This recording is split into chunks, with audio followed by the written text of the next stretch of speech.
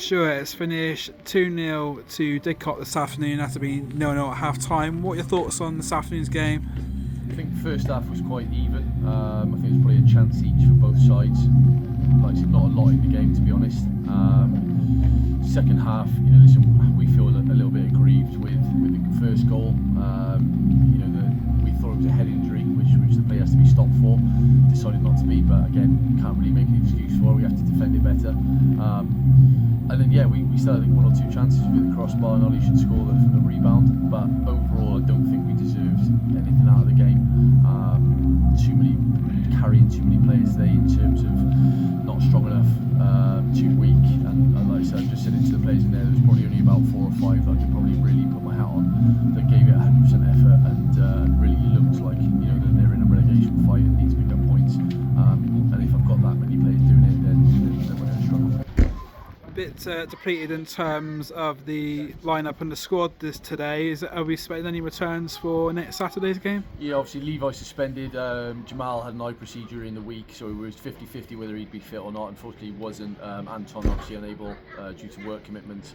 We had 1 or 2 sort of big hitters missing, but again, not an excuse.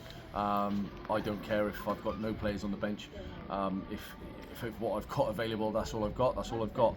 I'm not going to bring in young kids who I don't know, and I also feel it's unfair that they'd have to come in and try and be a body, for example. It gives them 1, false hope, and 2, like I said, I don't know these players, so it's really difficult for me to judge. So yeah, depleted in terms of numbers, but ultimately the quality we still had on the pitch should have been enough to get something out of the game.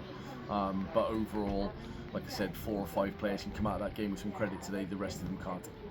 Next Saturday we have Bishop's Cleeve at the Meads of Melksham Community Football Stadium, a home game, and hopefully we can see a change of fortunes.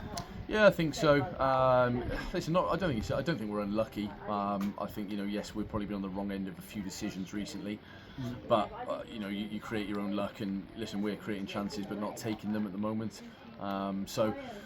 Yeah, we're not an unlucky side, and that would be silly of me to put any blame on that.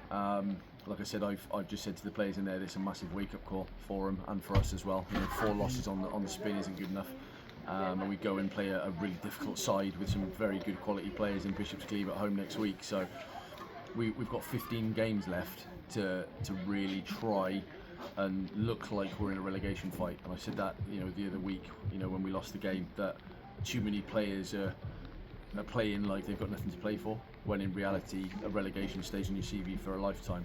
And we are right in the thick of a relegation fight, and I now need to start picking players on trust who I believe will run right until the end and look like that they want to be at the club as well. Thank you very much, Stuart. Thank you, mate.